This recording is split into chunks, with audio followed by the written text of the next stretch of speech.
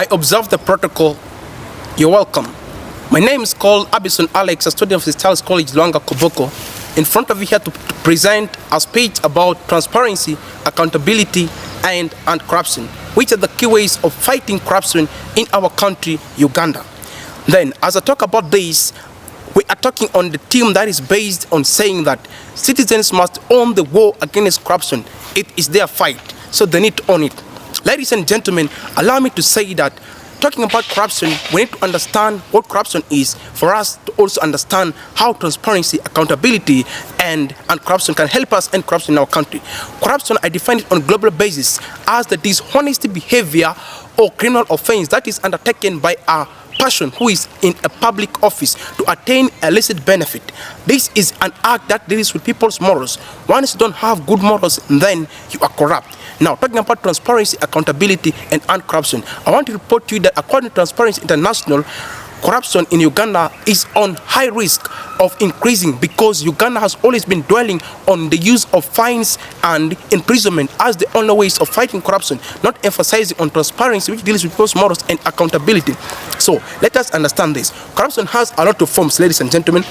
It has embezzlement, extortion, bribe, and all others like nepotism and fraud. Now, when we talk about this, we also want to tell you that corruption exists in all the sectors that we have in our country, Uganda. It's there in education sector, it is there in health sector, it is there in infrastructure and work sector. Now, what do we say about this corruption in education sector? Ladies and gentlemen, allow me today to dwell on corruption in the education sector.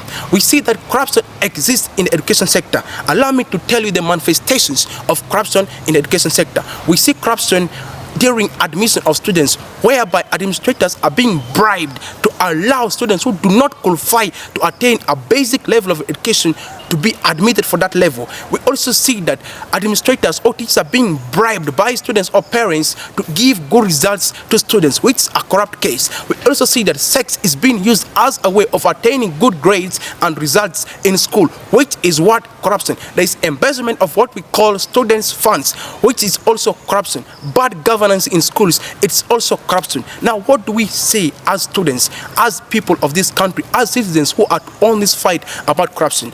We have been affected greatly in a negative way because of this issue of corruption. You see, corruption does not lead us very far in development, in progress. This is one key thing I need to understand. And I want to tell you that as a person, I've been affected because, let's take an example of bribe.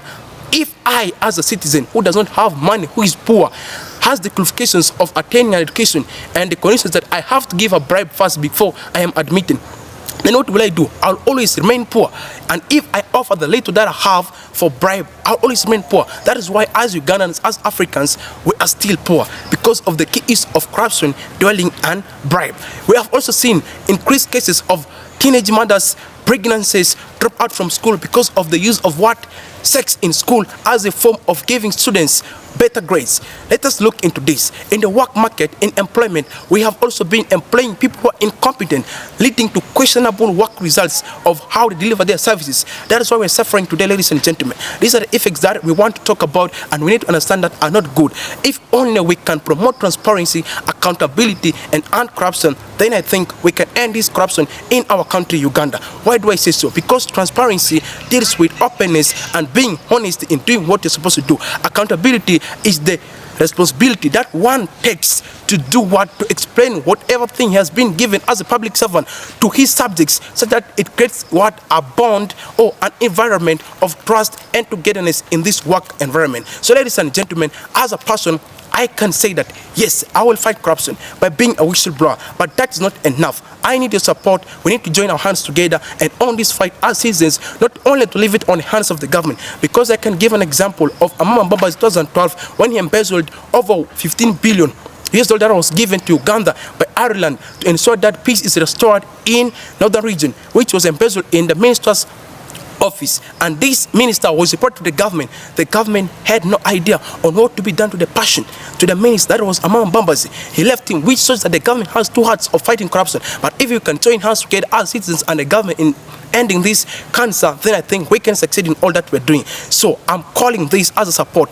I urge that for us to fight corruption and end it in our country, in the education sector, we need to do this. One key thing that we need to do in terms of transparency is that we need to create integrity and anti-corruption clubs in the schools to report corrupt cases and also debate against corruption. We also need to decentralize the offices of the Auditor General into all the sub-counties to ensure that supervision and monitoring of students, teachers, public servants is done efficiently. We also need to ensure that the whistleblowers are being protected, most especially those who are students and are young, because lack of protection gives them the fear of reporting these corrupt people. Ladies and gentlemen, if we can do this, then I think we're going to succeed. Also, ending corruption in the school can be done by ensuring that monitoring of the teachers and administrators is being done efficiently by parents, and this can only be done when the government strengthens the parents' ability through the PTA in monitoring students. So, ladies and gentlemen, allow me to say, we can together end this cancer in our country.